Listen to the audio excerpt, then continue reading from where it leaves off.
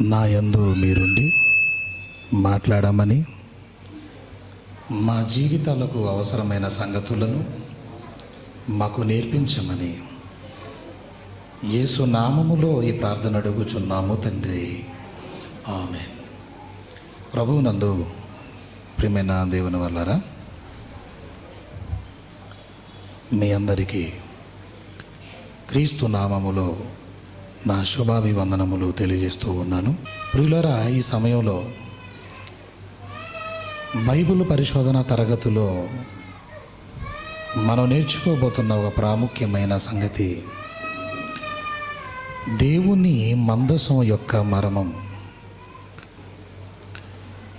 అనే ఒక అద్భుతమైన సంగతిని, ఆలోచనాత్మకమైన సంగతిని మనం తెలుసుకోబోతూ ఉన్నాం. ప్రియులారా,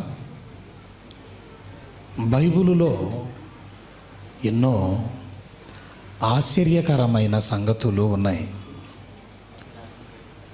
బైబిలులో ఈ ప్రపంచానికి అర్థం కాని విశ్వ రహస్యాల గుట్టును కూడా విప్పగలిగే ఒక విజ్ఞానపు గని అన్న సంగతి మనకు అర్థమవ్వాలి. ప్రియులారా, మొదటి శతాబ్దంలో దేవుని మాటలు అంటే చాలా ఆసక్తి కలిగిన వారు మనకి కనిపిస్తూ ఉంటారు.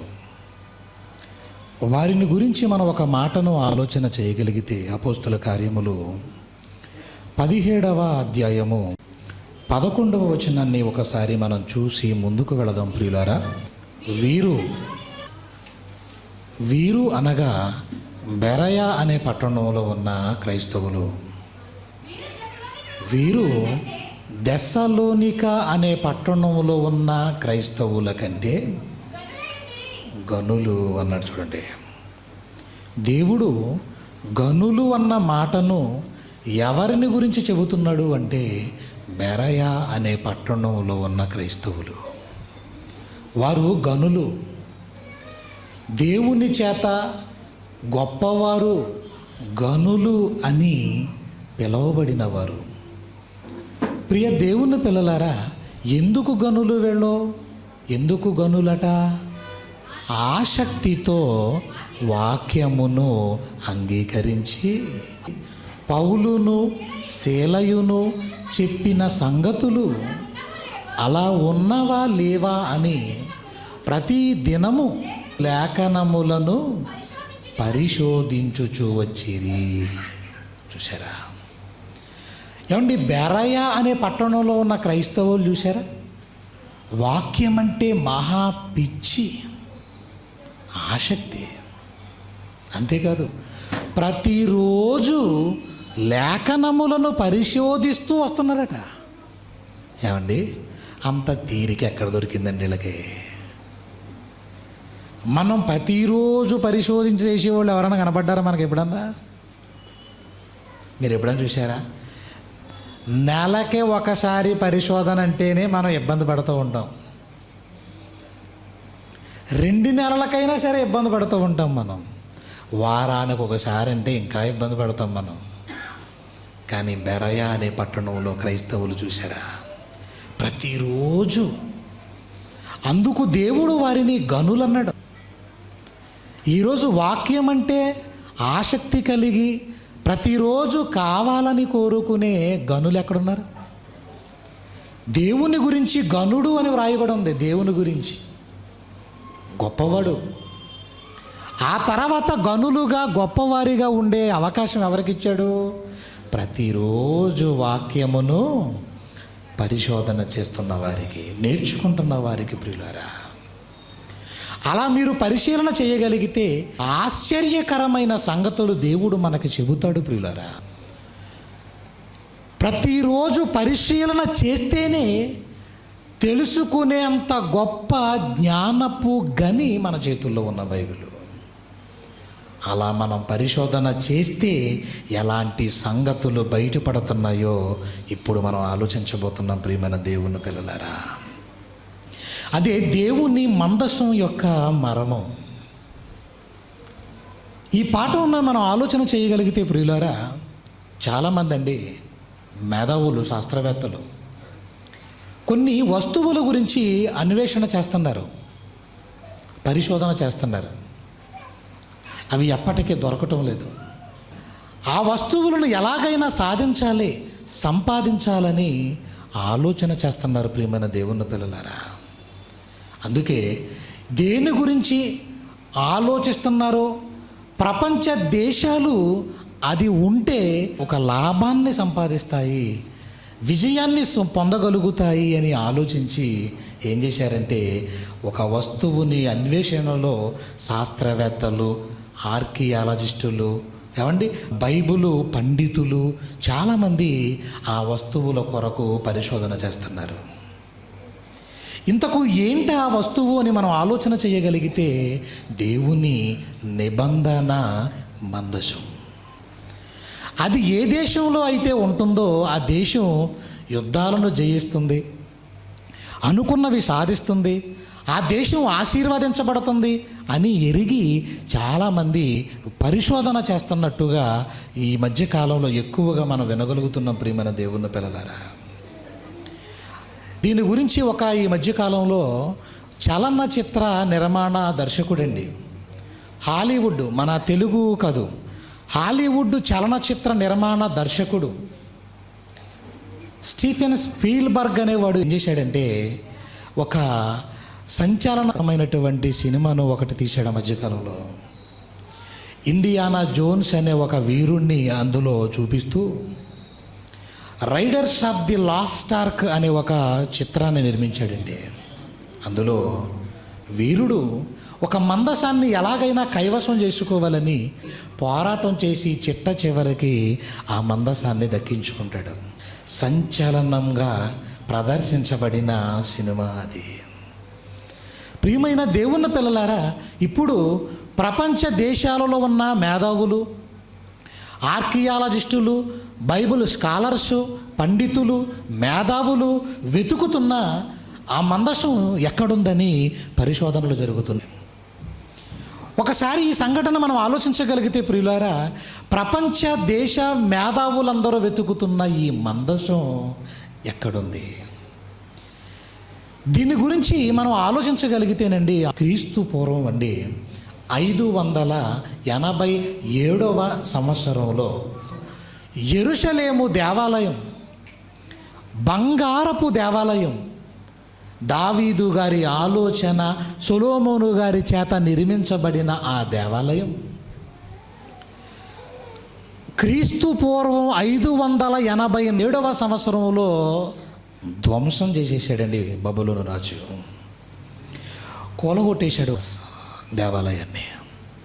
అందులో ఉన్న బంగారాన్ని కూడా మొత్తం కొల్లగొట్టుకుని కరిగించుకుని వెళ్ళిపోయాడు.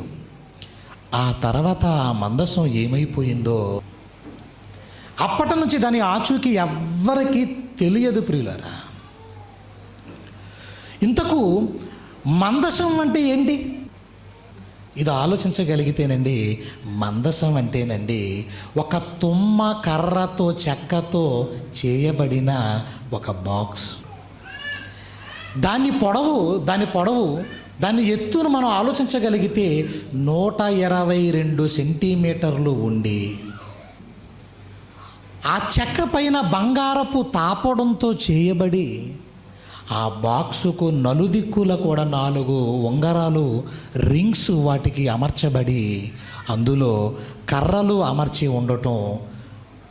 ఆ మందసం యొక్క నిర్మాణాన్ని గనక మనం ఆలోచన చేయగలిగితే ప్రియులారా, ఇది మోషే గారి కాలంలో దేవుని ఆలోచనతో నిర్మాణం జరిగింది.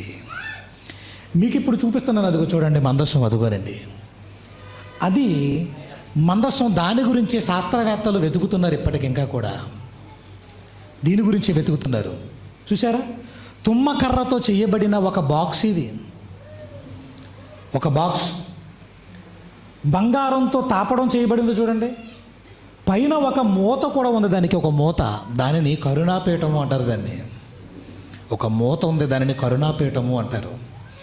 దానిపైన దేవదూతలు చూడండి, 2 కెరూబులు ఉన్నాయి చూడండి, 2 కెరూబులు ఉన్నాయి చూడండి. ఇది ఏ దేశంలో అయితే ఉంటుందో ఆ దేశం చాలా లాభకరముగా ఉంటుంది, ఆశీర్వదించబడుతుంది. ప్రియమైన దేవుని పిల్లలారా, ఇది మానవ జ్ఞానంతో చేయబడిందా లేక దేవుని జ్ఞానంతో చేయబడిందా అని మనం ఆలోచించగలిగితే మానవ జ్ఞానంతో చేయబడినది మాత్రం కాదు. దేవుడు సాక్షాత్తు మోషే గారికి వివరించి, కొలతలను గురించి కూడా వివరించి ఒక అద్భుతమైన రీతిలో ఈ మందసాన్ని నిర్మించమని చెప్పాడు. అందులో ఏమున్నాయో అది ఎలా నిర్మించబడుతుందో ఒకసారి మనం చూడగలిగితే ద్వితీయోపదేశకాండం 10వ అధ్యాయము మొదటి 2 వచనములు.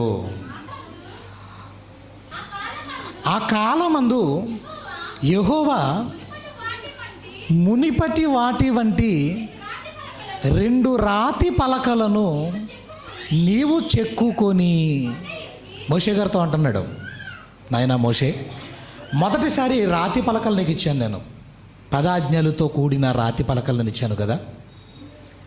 ఆ రాతి పలకల్ని తీసుకుని సేనాయి కొండ మీద నుండి దిగి కిందకు వస్తున్నప్పుడు ఇశ్రాయేలీయులందరూ దూడను చేసుకుని దేవునిని అవమానపరుస్తూ దేవునిని హేళన చేస్తూ ఉన్నప్పుడు ఏం జరిగిందంటే కోపంతో కొండ దిగి వచ్చి రాతి పలకలను పగలగొట్టేశాడు. మీ కొరకు దేవుడు గొప్పగా ఆలోచిస్తున్నాడు, మీరేంటి ఎలా చేస్తున్నారని చాలా కోప్పడ్డాడు దేవుడు. మోషే గారు ఆ రాతి పలకలను పగలగొట్టిన తర్వాత మరలా దేవుడు, నాయన నువ్వు పగలగొట్టిన రాతి పలకల వంటివి మరలా నువ్వు చదవండి, ఇప్పుడు చదవండి. నీవు ఆ రాతి పలకలను చెక్కుకొని కొండ ఎక్కి నా యొద్దకు రమ్ము, మరియు నీవు ఒక కర్ర మందసమును చేసుకొనవలెను. చూడండి, రాతి పలకలను మరలా చెక్కమంటున్నాడు, ఆ తర్వాత కర్రతో మందసమును చేసుకోమంటున్నాడు.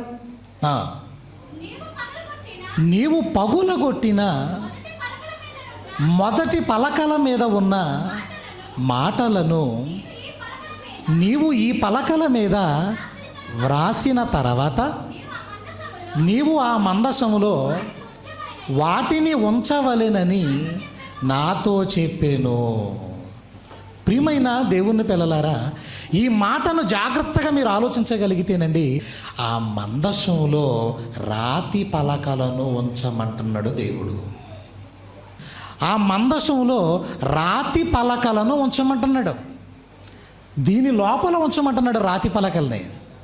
ఇంకా చూద్దామండి, హెబ్రీ పత్రిక 9వ అధ్యాయము 4-5 వచనములు కూడా చూద్దామండి. ఈ మందసంలో ఇంకా వేటిని పెట్టమంటున్నాడో కూడా చూస్తున్నాం మనం. అందులో సువర్ణ ధూపార్తియు, అంతటను బంగారు రేకుతో తాపబడిన నిబంధన మందసమును ఉండెను. ఆ మందసములో చూడండి, మరొకటి చెప్తున్నాడు, మన్నా గల బంగారు పాత్రయు. ఇక్కడ మనకి ఏం చెబుతున్నాడంటే మందసంలో, అదిగో మందసాన్ని మీరు చూస్తున్నారు, ఆ మందసంలో రాతి పలకలను ఉంచమన్నాడు. ఇక రెండవదిగా మన్నా గల బంగారు పాత్రయు, అంటే ఒక బంగారపు పాత్ర కూడా, అదిగో రాతి పలకలను మీరు చూడొచ్చు, అందులో మన్నా ఉండాలి. అంటే మన్నా ఉన్న ఒక బంగారపు గిన్నెలో ఇదిగో ఆ పాత్రను కూడా ఉంచి ఎక్కడ పెట్టాలట, అది కూడా మందసంలోనే ఉంచాలట. చిగురించిన అహరోను చేతి కర్రయు నిబంధన పలకలును ఉండెను. ఇక మరొకటి చెప్తున్నాడు ఇక్కడ, చిగురించిన అహరోను చేతి కర్రయు అందులోనే పెట్టాలట. నిబంధన పలకలు కూడా మనం మొదటిసారి చదివాం మనం దాన్ని కూడా ఎక్కడ ఉంచాలట, ఇదిగో ఈ మందసంలోనే ఉంచాలి. ప్రియ దేవుని పిల్లలారా, ఈ మందసంలో రాతి పలకలు ఉండాలట, మన్నా ఉండాలట, బంగారు పాత్ర ఉండాలట, అహరోను చిగురించిన చేతి కర్ర ఉండాలట. ఇవన్నీ కూడా ఆ మందసంలో ఉండాలి. మరి ఈ మందసం ఎక్కడ ఉండాలి? ఇది మనం ఆలోచించగలిగితే దేవుడు మోషే గారిని ఒక ప్రత్యక్షపు గుడార నిర్మాణాన్ని చేయమన్నాడు. మందసం అంటే ఏంటో మనం చూసాం. ఒక బాక్స్, ఒక పెట్టెది. దానిలో ఇదిగో బంగారపు గిన్నె, మన్నా ఉండాలి, అహరోను చిగురించిన చేతికర్ర ఉండాలి, రాతి పలకలు ఉండాలి. ఇవన్నీ కలిపిన ఆ మందసం ఇది ఎక్కడ ఉంచాలంటేనండి, ఎక్కడ పడితే అక్కడ ఎట్టకూడదు. దానిపైని కరుణాపీఠమును కమ్ముకొనుచున్న మహిమ గల కెరూబులు ఉండెను.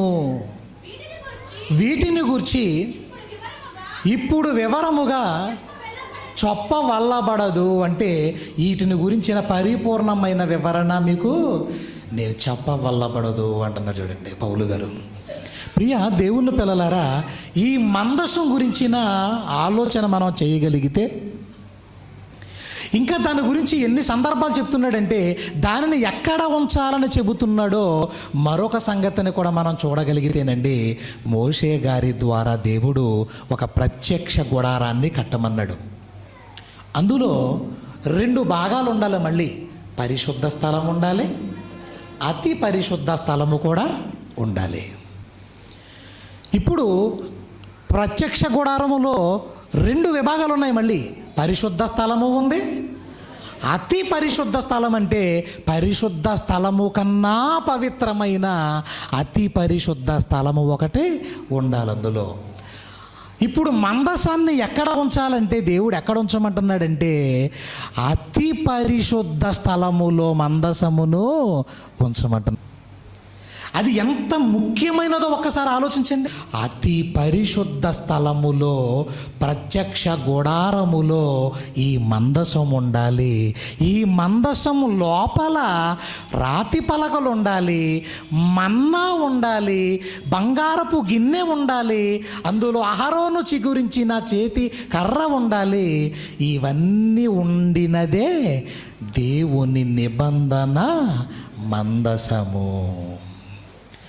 ఇంకా దీని గురించి మాట్లాడుతూ నిర్గమకాండము 16వ అధ్యాయము 33-34 వచనాన్ని కూడా చూడండి ప్రియులారా. కాబట్టి మోషే అహరోనుతో, నీవు ఒక గిన్నెను తీసుకుని దానిలో ఒక ఓమేరు అంటే ఒక కొలత, ఆ గిన్నెలో ఓమేరు మన్నా తీసుకుని మన్నాను పోసి నీ వంశస్థులు తమ యొద్ద ఉంచుకొనుటకు యెహోవా సన్నిధిలో దానిని ఉంచమనెను. చూసారా? అంటే ఓమేరు మన్నాను కొలిచి ఆ బంగారపు పాత్రలో వేసి, ఎందుకండి దేవుడు అలా ఉంచమంటున్నాడో? ఎందుకు ఉంచమంటున్నాడో? రాతి పలకలు అంటే ఏంటో మనకు తెలుసు. మోషే గారికి ఇచ్చాడు. ఇశ్రాయేలీయులకు ప్రకటించడానికి ఆజ్ఞలు ఉన్న రాతి పలకలను మోషే గారి చేతుల్లో పెట్టాడు. దానిని ప్రకటించమన్నాడు, ఆ మందసంలో ఉంచమన్నాడు. ఇక రెండవదిగా మన్నా అంటే మనందరికీ తెలుసు. మన్నా అంటే ఏంటండి అది? మన్నా అంటే ఎలా ఉంటుంది? అది కొత్తిమీర గింజల వలె, అంటే ధనియాలు లాంటిది. కొత్తిమీర గింజలు అంటే ధనియాలు, కొత్తిమీర గింజల్లా ఉంటుంది. దేవదూతల ఆహారము అని వ్రాయబడి ఉంది దాని గురించి. చాలా గొప్పది. ఏమండి, ఈ మన్నాను ఇశ్రాయేలీయులకు 40 సంవత్సరాల పాటు అద్భుతమైన ఆహారాన్ని పెట్టాడండి వీళ్ళకి. అదే మన్నా. మన్నా అనగానే ఇశ్రాయేలీయులు తినిన ఆహారము.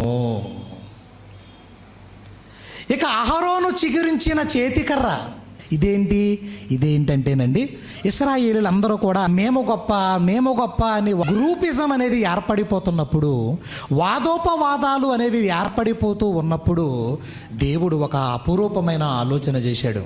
నాయనా మోషే, మీరెవరో కూడా గొప్పవారు కానీ మరి చిన్నవారుగా కానీ అనుకోవడానికి వీల్లేదు. నేనేం చేస్తున్నానంటే ఇశ్రాయేలీయుల 12 గోత్రకర్తలకు సంబంధించిన 12 చేతి కర్రలు, మీ ఇశ్రాయేలీయుల గోత్రములలో ముఖ్యమైన ప్రారంభకులైన 12 మంది ఉన్నారు కదా, ఆ 12 గోత్రకర్తలకు వారి పేరులు రాసిన 12 చేతి కర్రలను తెచ్చి ఆ ప్రత్యక్ష గుడారంలో పెట్టండి అన్నాడు.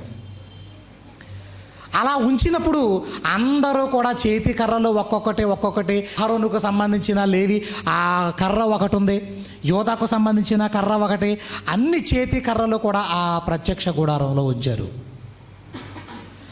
మరుసటి రోజు ఉదయం కల్లా వెళ్ళి చూడగానే దేవుడు ఎవరిని ఎన్నుకున్నాను అన్న సంగతిని చెప్పటానికి ఏంటంటే అహరోను చేతి కర్రను అది చిగిర్చటం, అది పువ్వులు పూయటం, అది కాయలు కాయటం అందరూ ఆశ్చర్యపోయారు. చూసారు ఎంత ఆశ్చర్యంగా ఉందో. నేలలో మొక్కను వేసి అది భూసారాన్ని తీసుకుని పువ్వులు పూసి కాయలు కాసిన విధానం కాదు అది. ఈరోజు పెట్టగానే మరుసటి రోజు ఉదయం కల్లా ఏం జరిగింది? చిగురించేసింది. ఆశ్చర్యం కదా, అద్భుతం కదండి ఇది. అహరోను చేతి కర్ర చిగురించటం ఏంటి, పువ్వులు పూయటం ఏంటి, కాయలు బాదము కాయలు కాయటం ఏంటి? చూసారా, ఒక్కొక్క దానిని గురించి మీకు వివరిస్తున్నాను ప్రియమైన దేవుని పిల్లలారా. అహరోను చిగురించిన చేతి కర్ర అంటే అది ఏటైతే మాకు ఎందుకండి అనుకుంటాం కదా మనం. రాతి పలకలంటే రాసుకునే పలకలు తెలిసి కనుక మనకు ఆ పలకలేం తెలిసి అనుకుంటాం మనం. ఇలా ఒక్కొక్క దాని గురించి కూడా మనం ఆలోచన చేయగలిగితే, ఇక బంగారపు గిన్నె, ఆ గిన్నెలో మన్నాను కూడా దేవుడు ఉంచమన్నాడు ప్రియులారా.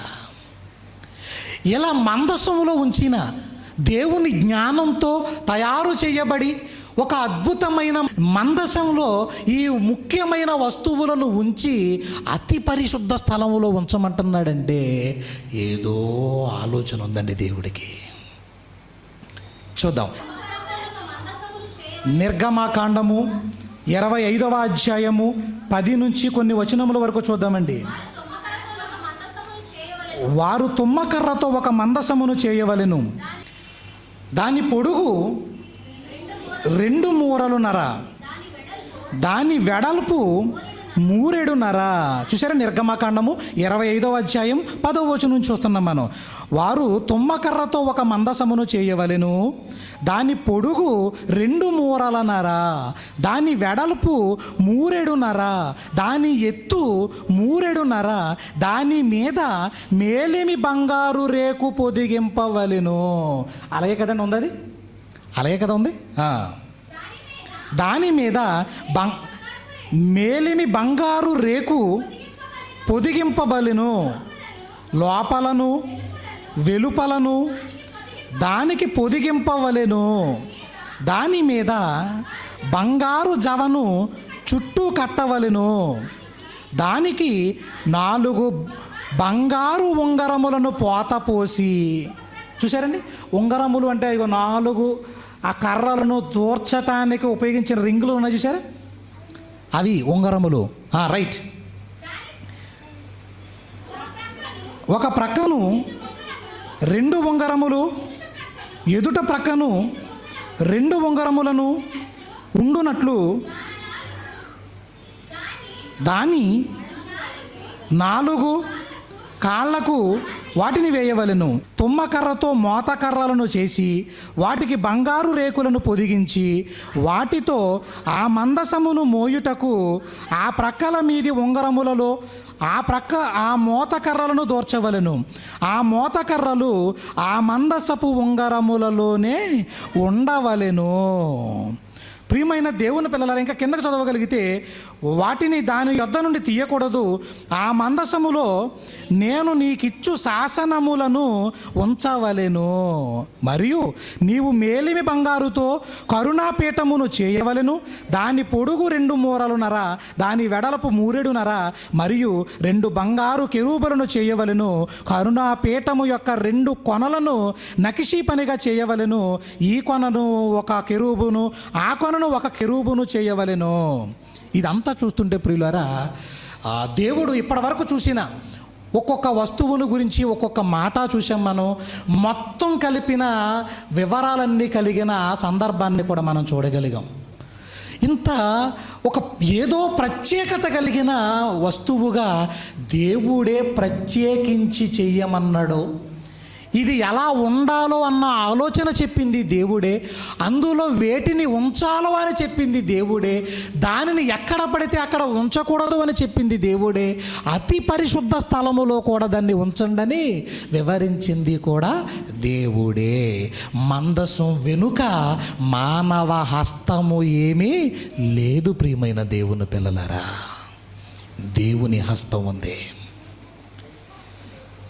ఇంత గొప్పదైన ఈ మందసం ప్రత్యక్ష గుడారములో నుండి దావీదు ఆలోచించిన యెరూషలేము దేవాలయం నిర్మాణంలోకి వెళ్ళిందండి. ఈ మందసం వెళ్ళిందండి. ప్రత్యక్ష గుడారంలోనికి ఎక్కడికి వెళ్ళిందండి మందసం? యెరూషలేము దేవాలయం కట్టబడింది కదా. దావీదు ఆలోచన సొలొమోను గారి చేత నిర్మించబడిన బంగారపు దేవాలయములో ఈ మందసాన్ని ఉంచారండి. చూసారా, ప్రత్యక్ష గుడారములో నుండి బంగారపు దేవాలయములోనికి వెళ్ళినది. ఆ తర్వాత ఎన్నో ఆరాధనలు అందుకుంటున్న దేవుడు ఇక్కడ ఇంకా ఏం చెబుతున్నాడంటే, ఆ కింద నుంచి చదవండి ప్రియులారా, 25వ అధ్యాయం నిర్గమకాండం 20వ వచనం నుండి. ఆ కెరూబులు పైకి విప్పిన రెక్కలు గలవై కరుణాపీఠమును తమ రెక్కలతో కప్పుచుండగా వాటి ముఖములు ఒండొంటికి ఎదురుగా ఉండవలెను. ఆ కెరూబుల ముఖములు కరుణాపీఠము తట్టు ఉండవలెను. నీవు ఆ కరుణాపీఠమును ఎత్తి ఆ మందసము మీద ఉంచవలెను. ఏమంటే చూడండి ఎంత బాగుందో. ఇప్పుడు ఆ మందసాన్ని చూస్తుంటేనండి, ఇప్పుడు ఆ మందసములో ఈ రాతి పలకలు, బంగారపు గిన్నె, మన్న, ఆ తర్వాత అహరోను చిగురించిన చేతికర్ర, ఇవన్నీ ఉన్నాయి అందులో. దానిపైన ఒక మూతను చేయించాడు. చూడండి మూతను జాగ్రత్తగా చూడండి. నిజంగా పైన దేవదూతలు చూశారు ఎలా ఉన్నాయో? దేవదూతలు చూశారు ఎలా ఉన్నాయో? అచ్చు బైబుల్లో ఉన్నట్టుగానే అక్కడ ఉందండి. ఆ పిక్చర్ కనపడుతుంది చూడండి. దేవదూతలు తలలు వంచుకుని రెక్కలు విప్పుకొని ఆ మందసం లోనకు చూస్తున్నాయంటే ఏదో ఒక అద్భుతమైన సంఘటన ఏదో ఈ మందసం వెనుక ఉందన్న సంగతి మనకు అర్థం అవ్వాలి. చాలా అద్భుతమైందండి ఈ మందసం. ఇక దాని గురించి మనం ఆలోచించగలిగితే ప్రియులారా, 22వ వచనం వరకు కూడా చూద్దాం. నేను నీకిచ్చు శాసనములను ఆ మందసములో ఉంచాలి. నాయన, నేను నీకిచ్చే శాసనములు మందసములో పెట్టాలి. ఓకే, అక్కడ నేను నిన్ను కలుసుకుని కరుణాపీఠము మీద ఉండియు శాసనములు గల మందసము మీద ఉండు 2 కెరూబుల మధ్య నుండి నేను ఇశ్రాయేలీయుల నిమిత్తము మీకు ఆజ్ఞాపించు సమస్తమును నీకు తెలియజెప్పేదను. ఏమంటున్నాడండి? ఇప్పుడు ఇవన్నీ కలిగిన పైన మూత చూసారా? కరుణాపీఠం. అది మూత అంటే కరుణాపీఠం. ఆ మందసం పైన ఉండాలి. ఆ దేవదూతలు నమస్కరిస్తున్నట్టుగా, కాపు కాస్తున్నట్టుగా ఉన్నాయి చూడండి. ఇలా ఉన్న ఈ మందసాన్ని ఎక్కడ పెట్టాలి? ప్రత్యక్ష గుడారములో, అతి పరిశుద్ధ స్థలములో ఈ మందసాన్ని మీరు ఉంచాలి. అలా ఉంచితే ఇదిగో ఇశ్రాయేలీయుల మొర నేను వింటాను. నేను ఎక్కడి నుంచి వింటాడు దేవుడు? ఎక్కడి నుంచి వింటాడో? ఈ మందసాన్ని ఉంచారే, అది అతి పరిశుద్ధ స్థలం. అక్కడ నుండి మీ ప్రతి సమస్యను నేను పరిష్కరిస్తాను. మీ మొరను నేను ఆలకిస్తాను. మీరు కోరినవి నేను మీకు ఇస్తాను. మీకు ఇస్తాను. ఇక మీదట ఇది నేనుండబోతున్న ఒక ప్రత్యేకమైన స్థలం. ఇది ఒక పరిశుద్ధ స్థలం, నా సన్నిధి. మందసం ఎక్కడ ఉన్నదో అది నా సన్నిధి. చూసారా ప్రియమైన దేవుని పిల్లలారా, ఈ మందసం ఉన్న ఆ చోట నుండి దేవుడు వింటాడట, సమస్యలు పరిష్కరిస్తాడట, మన ప్రతి అవసరతను తీరుస్తానంటున్నాడంటే ఇది ఎంత ప్రాముఖ్యమైనదో ఇంకా మనం ఆలోచించగలిగితే ప్రియులారా, దీని గురించిన సందర్భం ఆలోచిస్తుంటేనండి చాలా భయం వేస్తుంది ఈ మందసం దగ్గర. ఒకరోజు దావీదు గారు మందసాన్ని కొత్తగా చేయబడిన ఎడ్ల బండి మీద మందసాన్ని తీసుకొచ్చేస్తున్నాడండి. నాట్యం చేస్తున్నాడు, ఆనందపడిపోతున్నాడు. ఈ మందసం ఎక్కడుంటే అక్కడ నాకు లాభం, ఆశీర్వాదం. నేను యుద్ధం చేశానంటే తిరుగుండదు ఆ మందసం నా దగ్గరుంటే అని ఆనందపడి చాలా నిజంగా 30,000 మంది శూరులు మహాశూరులను తీసుకుని వెళ్ళి ఒక ఊరేగింపుగా హడావిడిగా మందసాన్ని తీసుకొస్తున్నాడండి దావీదు గారు. తెచ్చుకుంటున్నాడు, తన దగ్గరికి తెచ్చుకుంటున్నాడు. అలా తీసుకొస్తున్న సమయంలో గుండె పగిలిపోయేంత విచిత్రమైన సంఘటన దావీదు గారు చూశాడండి. ఈ మందసం అంటే ఏం జరుగుతుందో ఆషామాషి అనుకోకుండా రావడానికి వీల్లేదు. తీసుకొస్తున్నాడో ఒక సందర్భంలో ఏం జరిగిందంటే ఆ మందసం ఎడ్ల బండి మీద నుంచి ఒక గోతిలో పడటం వల్ల అది పడిపోతుందండి. అది ఆ మందసం పడిపోతుంది. 2వ సమూయేలు గ్రంథము 6వ అధ్యాయం మొదటి 2-3 వచనాలు చూడండి ప్రియులారా. తరువాత దావీదు ఇశ్రాయేలీయులలో చూడండి 30,000 మంది శూరులను సమకూర్చుకుని ఎంతమంది తీసుకెళ్తున్నాడండి?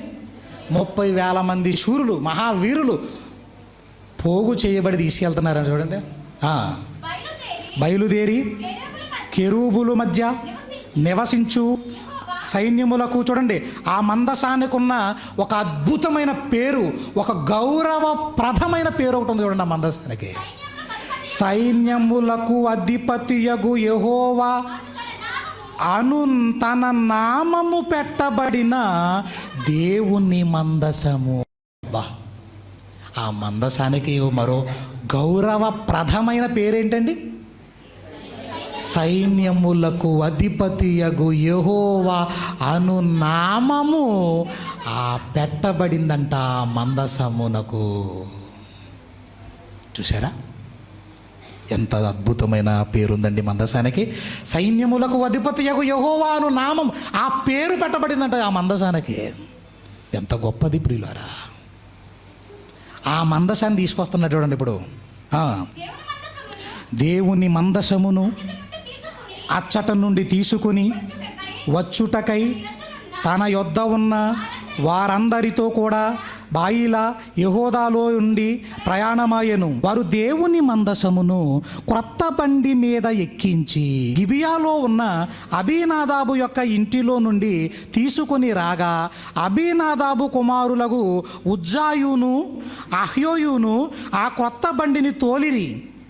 దేవుని మందసము గల ఆ బండిని గిబియాలోని అబీనాదాబు ఇంట నుండి తీసుకుని రాగా అహ్యో దాని ముందర నడిచెను. దావీదును ఇశ్రాయేలీయులందరూ సరళ వృక్షపు కర్రతో చేయబడిన నానా విధములైన సితారాలను, స్వరమండలములను, తంబురలను, మృదంగములను, పెద్ద తాళములను వాయించుచు యెహోవా సన్నిధిని నాట్యమాడుచుండిరి. ఎంత ఊరేగింపుగా తీసుకొస్తున్నారండి ఆ మందసాన్ని. చూసారా?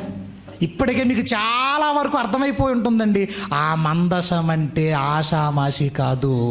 సైన్యములకు అధిపతియగు యెహోవా అను తన నామము పెట్టబడిన దేవుని నిబంధన మందసం. ఎంత ఊరేగింపుగా తీసుకొస్తున్నటువంటి, ఎన్ని వేల మంది మధ్య తీసుకొస్తున్నటువంటి. తంబూరా సితారా నాట్యం చేసుకుంటూ, డ్యాన్స్ చేసుకుంటూ, నాట్యం చేసుకుంటూ ఆనందంగా తీసుకొస్తున్నారు చూడండి. ఇప్పుడు ఏం జరిగిందంటేనండి, వారు నాకోను కళ్ళము దగ్గరకు వచ్చినప్పుడు ఎడ్లకు కాలు జారినందున ఉజ్జా చేయి చాపి దేవుని మందసమును పట్టుకొనగా. ఏమండి, దేవుని మందసం పడిపోతుందట కిందకి ఎడ్ల బండ నుంచి. ఎడ్లకు కాలు జారటం వల్ల పడిపోతున్నప్పుడు గబగబ వెళ్ళి పట్టుకోవడానికి ప్రయత్నిస్తున్నాడు. ఇది తప్ప రైటా చెప్పండి? ఇది మందసం కింద పడిపోతుంటే పట్టుకోవడం తప్ప రైటా? పాస్టర్ గారు కింద పడిపోతున్నారు అనుకోండి, పట్టుకుంటే మంచిదా వదిలేస్తే మంచిదా? నాకు ఎప్పుడు ప్రార్థన చేసిన ఏం పని అవ్వలేదని వదిలేసామనుకోండి, మంచిదా? మంచిదే కదా. థ్యాంక్స్ అండి, నా పడిపోకుండా నా నడుము విరిగిపోకుండా కాపాడవు కదా అంటాం మనం. అయితే చాలా మంచిది.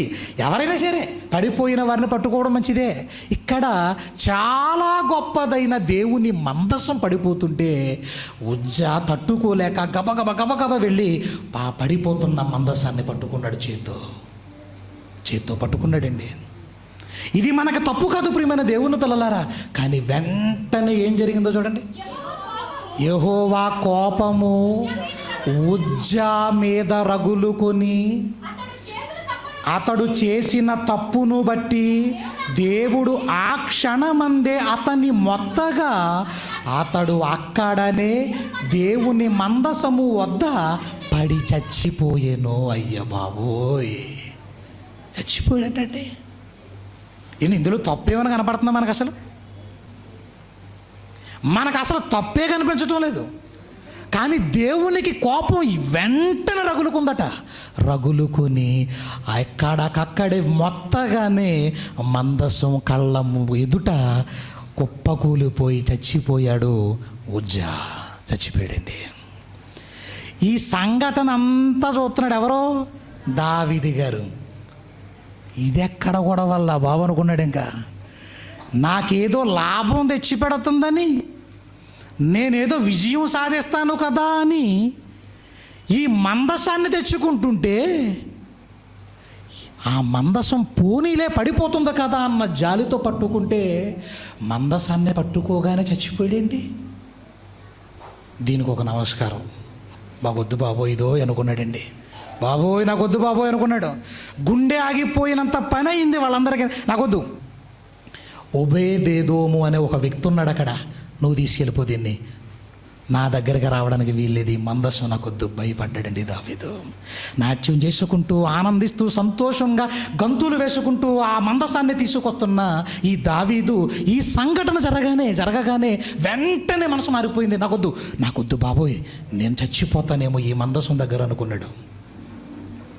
వెంటనే అప్పుడు జరిగిన సంఘటన ఏంటి తెలుసా ప్రియమైన దేవుని పిల్లలారా? ఏమంటే ఎందుకు మందసాన్ని పట్టుకుంటే చచ్చిపోయాడండి? ఎందుకు? ఇది మనకు తెలియాలి. ఎందుకు చచ్చిపోయాడు? ఎందుకంటే ఆ మందసాన్ని ఎడ్ల బండి మీద తెచ్చేది కాదు. ఆ మందసాన్ని ఎలా పడితే అలా తెచ్చేది కాదు ప్రియమైన దేవుని పిల్లలారా. దానిని మోయటానికి దేవుడు ఒక ప్రత్యేకమైన జనాంగాన్ని ఏర్పరచుకున్నాడు. అది లేవీయులను ఏర్పరచుకున్నాడు. ఆ లేవీయులలో నుండి వచ్చిన కహాతు కుమారులు ఆ మందసాన్ని మోసే బాధ్యతను అప్పగించాడు. మందసం ఎడ్ల బండి మీద రాకూడదండి. ఏర్పరుచుకున్న లేవీయులు యాజకులు ఉన్నారు చూసారా, వారి భుజముల మీద మోయబడాలి. అదిగోండి చూడండి ఎలా మోసుకుంటూ వెళుతున్న ఆ భుజ స్కంధాల మీద అలా మోసుకుంటూ వెళ్ళగలిగేదండి ఆ మందసం. చూశారు ప్రియమైన దేవుని పిల్లలారా, నిజంగా ఇలా చెయ్యకుండా ఏం చేస్తున్నాడండి? ఒక మాటను చూడండి ప్రియులారా. సంఖ్యాకాండం 4వ అధ్యాయం 15వ వచనం. దండు ప్రయాణమైనప్పుడు అహరోనును అతని కుమారులను పరిశుద్ధ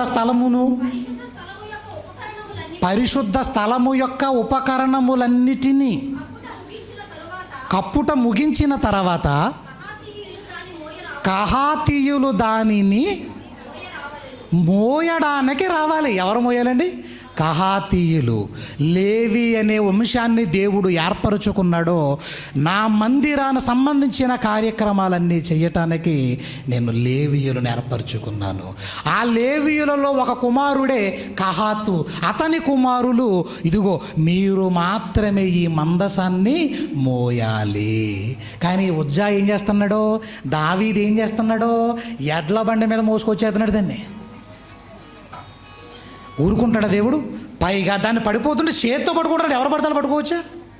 లేదు ప్రియమైన దేవుని పిల్లలారా, ఒక క్రమం, ఒక పద్ధతి దేవుడు ఖచ్చితంగా అనుకున్నట్టుగా చేయాలి. లేదంటే ఆయన ఒప్పుకోడు ప్రియమైన దేవుని పిల్లలారా. కాబట్టి ఈ మందసం జరిగిన ఈ భయంకరమైన ఈ సంఘటన జరిగిన తర్వాత ఈ మందసం ఎవరింటికి వెళ్ళింది? ఓబేదెదోము అనే అతని ఇంటికి వెళ్ళింది. విచిత్రం ఏంటంటేనండి, ఎప్పుడైతే ఓబేదెదోము అనే అతని ఇంటిలో ఈ మందసం ఉందో అతను ఆశీర్వదించబడడం మొదలెట్టిందండి.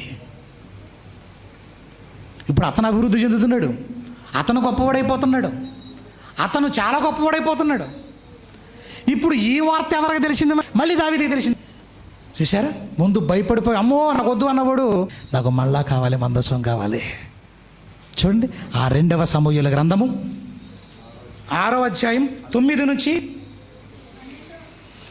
12వ వచనం వరకు చూద్దాం ప్రియులారా.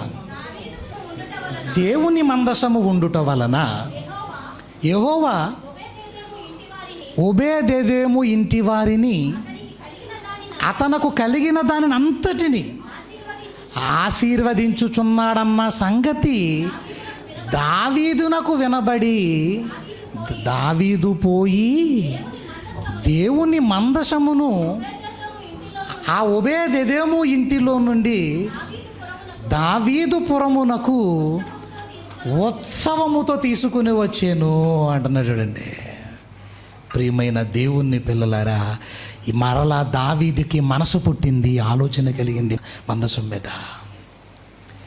ఇక్కడ మనం ఆలోచన చేయగలిగితే ప్రియమైన దేవుని పిల్లలారా, ఎంత అద్భుతమైన ఈ మందసం ఏమైపోయింది?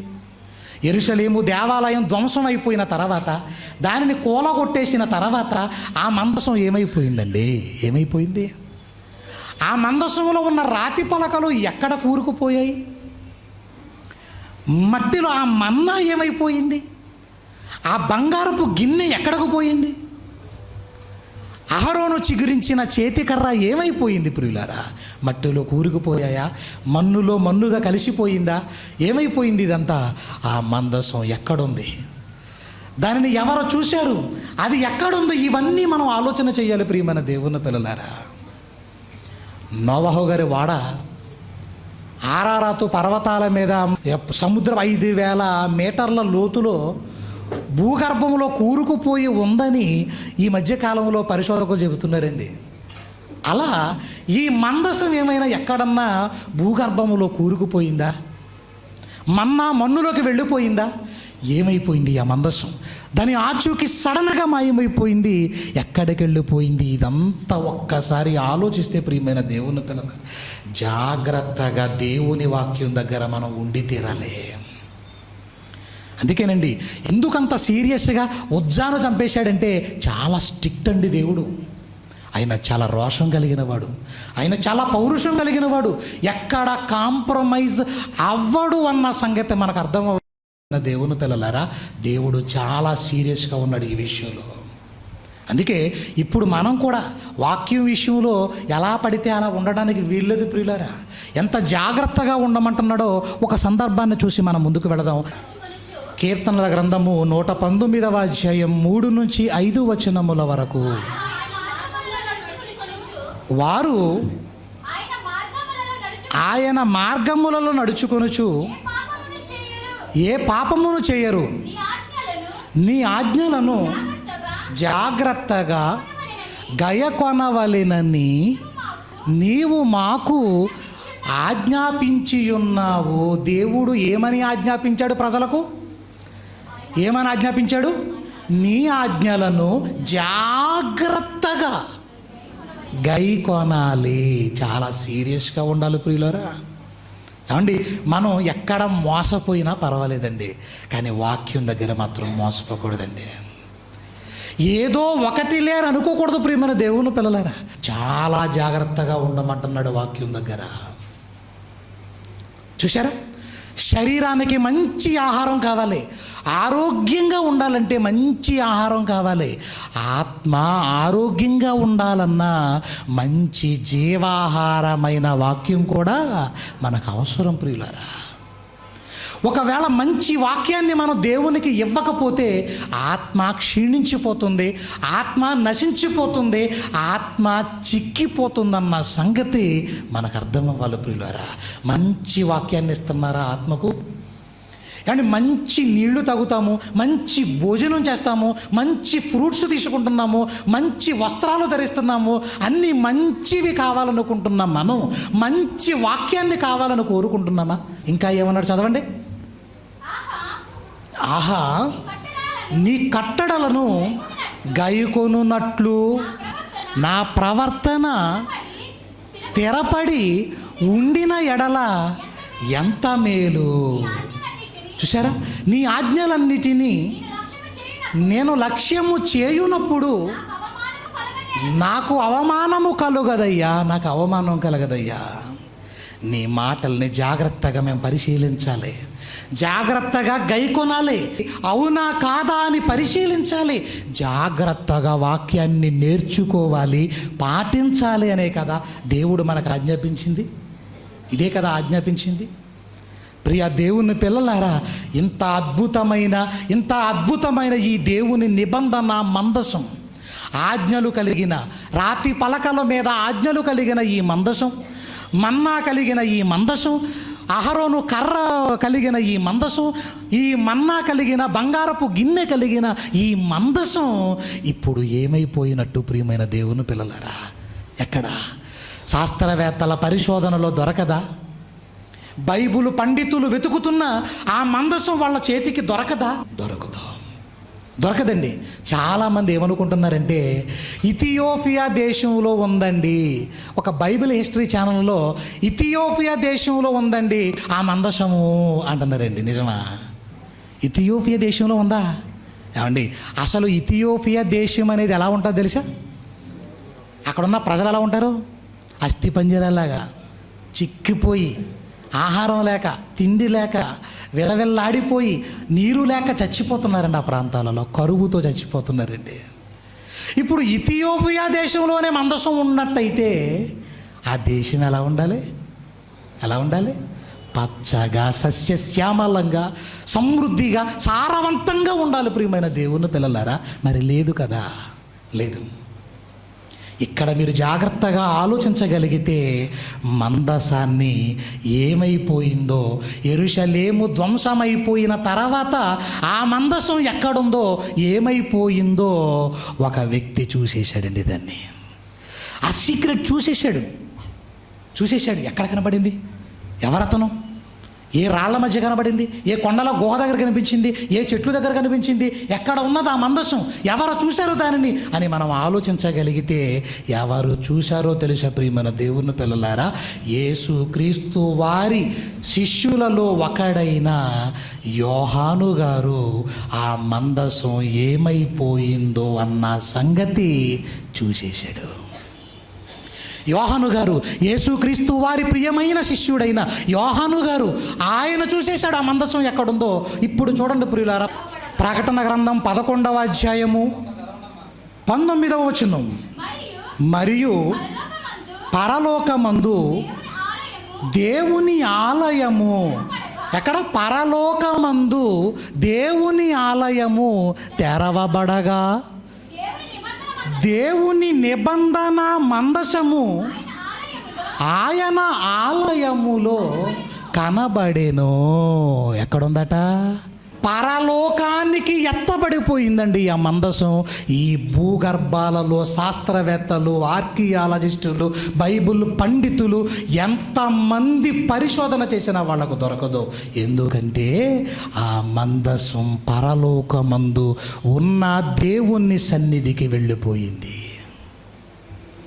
దేవుని ఆలయములో ఇప్పుడు ఆ పరలోకపు సన్నిధిలో ఆ మందసం ఉండాలనుకున్నాడో, ఏమండి, ఒక విచిత్రమైన మాట ఏంటంటే ప్రియులారా, యేసుక్రీస్తు వారు ఈ లోకానికి వస్తున్నాడు అన్న సందర్భం రాగానే ఆయన రావటానికి ముందు ఈ మందసం మాయమైపోయిందండి.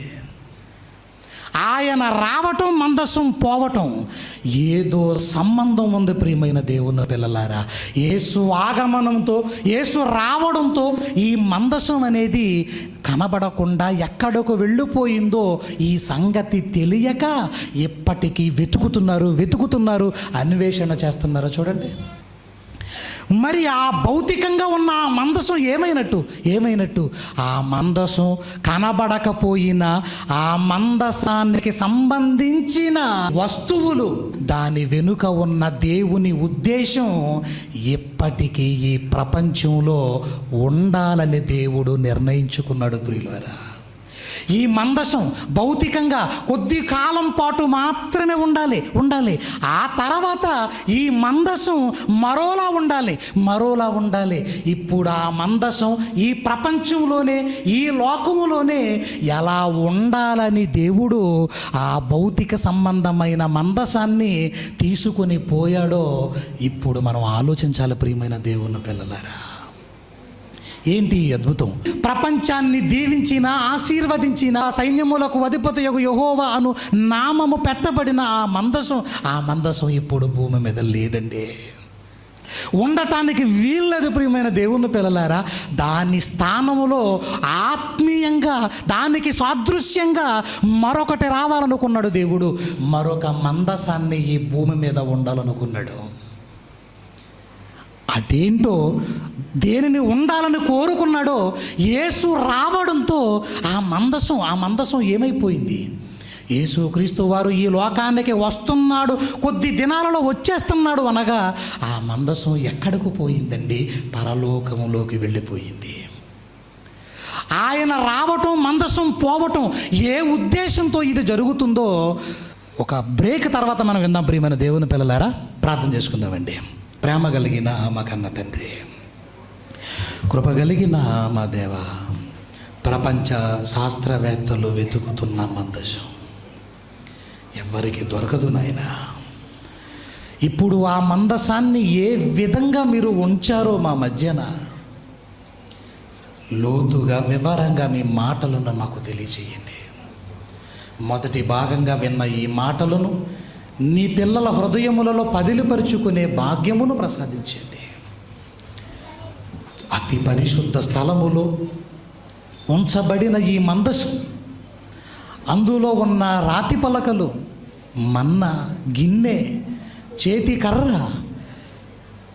వాటి స్థానములో మీరు ఏది ఉండాలని మీరు కోరుకొని ఆ మందసాన్ని కనిపించకుండా చేశారో మాకు వివరంగా మీ మాటల ద్వారా మాకు నేర్పించండి నాయన. ప్రపంచానికి తెలియని మీ జ్ఞానాన్ని, మీ ఆలోచనలను, మీ మనసును మాకు నా తండ్రి పూర్తిగా మీరు నేర్పించమని, పరలోకానికి వెళ్ళేటట్టుగా బ్రతికే భాగ్యమును మాకు దయచేయమని యేసు నామములో ఈ ప్రార్థన అడుగుచున్నాము తండ్రి. ఆమేన్.